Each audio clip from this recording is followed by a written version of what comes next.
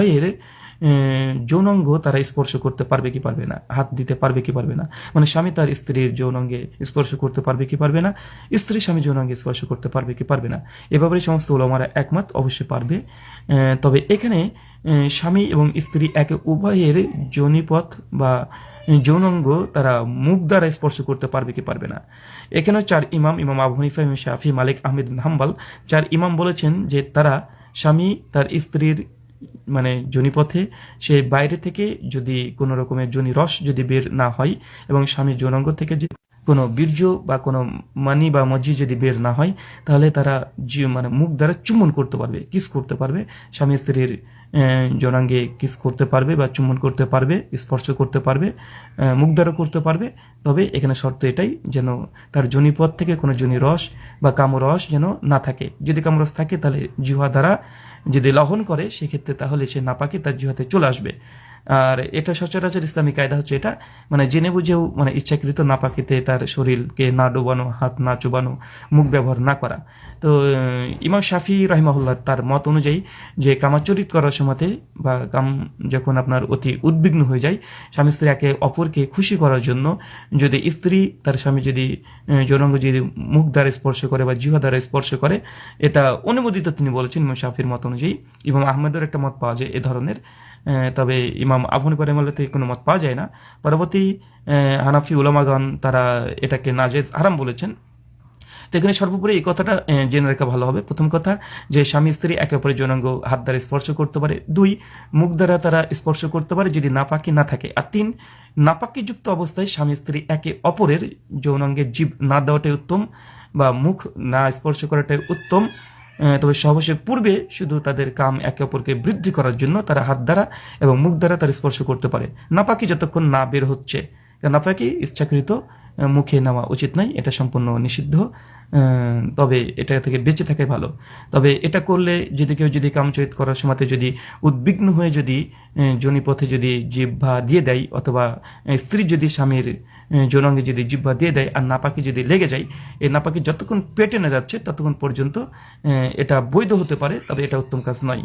এটা পশুদের মানে যৌনতার একটা নিয়ম হতে পারে, কিন্তু মানুষের জন্য নয়। তবে যদি জিহ্বাতেও লেগে যায় সেক্ষেত্রে দ্রুত কুলি করে সেটাকে পরিষ্কার পরিচ্ছন্ন করতে হবে। তো আমরা এখান থেকে বেঁচে থাকবো, এটাই সর্বাধিক উত্তম। এই হচ্ছে 9 নম্বর পয়েন্ট। 10 নম্বর আরেকটি পয়েন্ট, সেটা হচ্ছে স্বামী স্ত্রী যখন কামাচরিত বা তারা নিবৃত্ত হবে সেই সময়তে তারা কি একে অপরকে যৌনিপদ বা যৌন অঙ্গ এগুলো কি দেখতে পারবে? হ্যাঁ, যদি জায়গাটা ঘেরা থাকে, সিকিউরিটি থাকে, কোনো সিসি ক্যামেরা না থাকে, তাদের এই গোপনীয় প্রকাশ না পাই, এরকম যদি নিশ্চিত হয়, তাহলে একে অপরের সম্পূর্ণ শরীর তারা দেখতে পাবে। সূরা বাকারা আয়াত নম্বর 87 আল্লাহ বলে দিয়েছেন স্বামী স্ত্রী একে অপরের জন্য লিবাস, দুজনের পোশাক, স্বামী স্ত্রীর কাছে কোনো পোশাক নেই।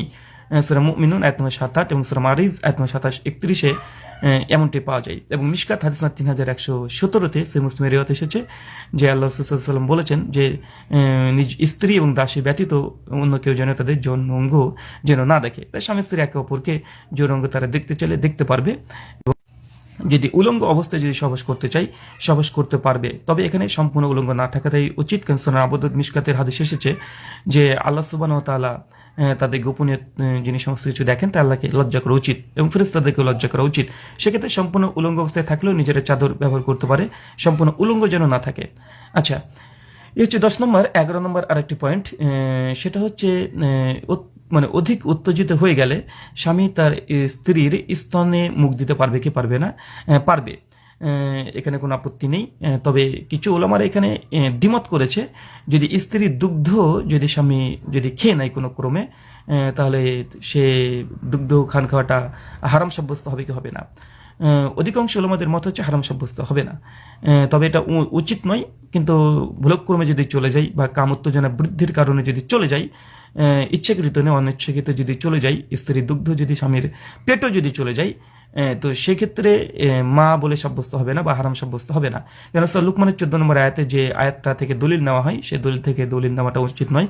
কেননা মা সাব্যস্ত হওয়ার জন্য কমপক্ষে 2 বছর দুগ্ধপান করার ব্যাপারে আসছে, কমপক্ষে না মানে মানে এবং মানে এই দুগ্ধ পান করতে হবে সেটা ক্ষুধা নিবারণের জন্য, ক্ষুধা নিবারণের জন্য যদি হয় হতে হবে, এবং কমপক্ষে 5 বার হতে হবে, এবং সে মুসলিম একাধিক হাদিস দ্বারা প্রমাণিত। তাই স্বামী স্ত্রী যৌন উত্তেজনা বৃদ্ধি করার জন্য যে দুগ্ধ যদি পেটেও চলে যায়, এটা দ্বারা হারাম সাব্যস্ত হবে না, তবে এখান থেকে বিরত থাকাটাই বেশি উত্তম।